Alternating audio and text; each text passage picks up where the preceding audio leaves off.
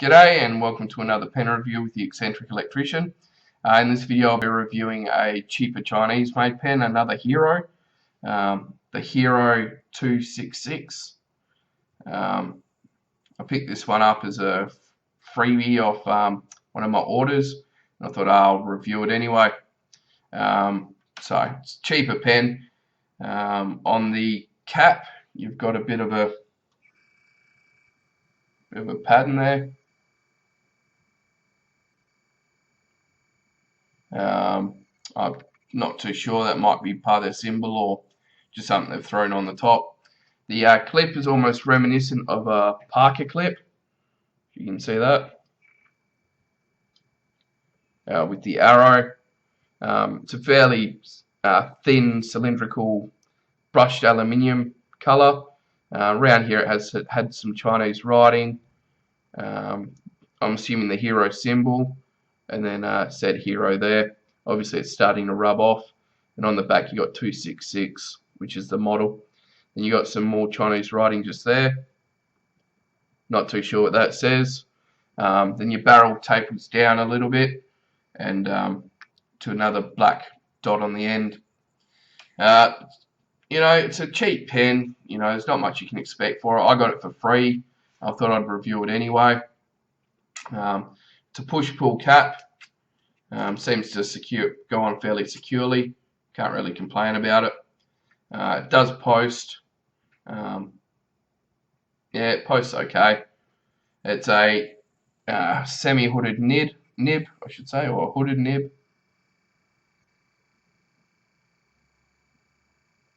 Almost like the Parker 45s. Sort of what it reminds me of. Very light pen, very thin. I like the way that the grip section here is ribbed. You can see there. So that's quite nice. And then obviously a little bit of a lump there. Then you have your hooded nib. The one thing I don't like about this pen is the one thing I don't like about most of these cheaper Chinese thin pens is this aluminium filling mechanism. I've had a couple of these sorts of pens, like the fake Parker 51s and the, well, not fake, but the copies of the Parker 51s and similar pens, where get a bit of water in your barrel if you don't clean it properly. Bit of corrosion happens, and then it basically destroys the converter. Also, I found that these press bars aren't very good, so what I actually do, I actually pull that off altogether. I squeeze the entire tube just with my hand, dip it in, and then take the ink, then let go and take the ink up that way. I found that to be an easier, more effective way of doing it. Yeah, just not a big fan of these crap metal aluminium press bar bladder protection bits, I guess. But yeah, it still works alright like that. Holds a decent amount of ink. It's not the best sort of filling mechanism, but these ones never are. But you can't expect a great deal from a cheaper pen. Obviously the nib is just a cheap steel, nothing real special about it, but yeah, you know, it's alright, does the job. You know, I've had worse pens, but yeah, they're under $5 off eBay. But yeah, so the details of this one are capped 134mm, uncapped it's 120, posted it's 156mm. The grip diameter goes from 7mm up to the barrel of 9mm. The weight is 12 grams with the cap and 7 grams without. Like I said, I'm not a huge fan of this pen. It does the job. I'd probably give it to a kid as a toy or someone to play around with, or you know, you're not too worried about it getting damaged or lost. But yeah, not my favourite pen, but something cheap just to sort of have a mess around with, and I got it for free, so can't really complain about that. So I'll do a writing sample. Okay, so this is the writing sample for the Hero 266.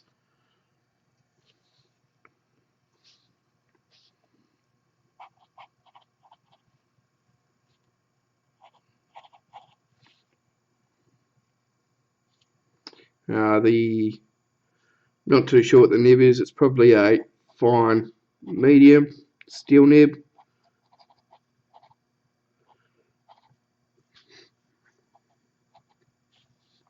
The ink, I believe, I'm not too sure what's in this one. I think it was a bit of anything that I had left over. Ink. I believe it's an umber or a brown of some description.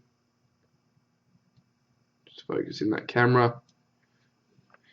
Sorry about the camera. I've just it's a new one and I'm just trying it out. Writing sample.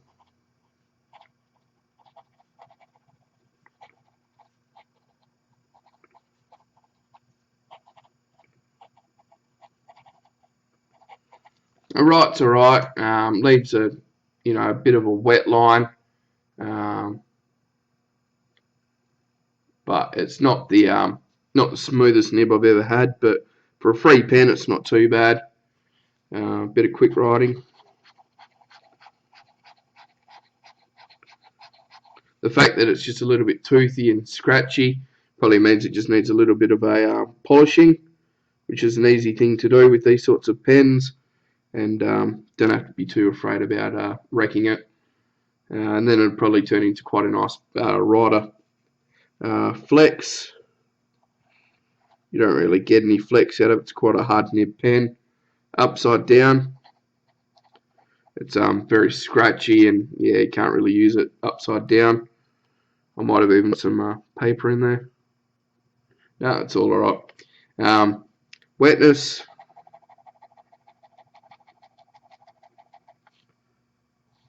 it's a fairly wet pen, so yeah, I think with a little bit of a chin up, it'd be a half decent writer. Especially for the price, it'd probably be quite good. Hasn't exactly dried up on me since I've had it, so the semi-hooded nib is quite a good thing.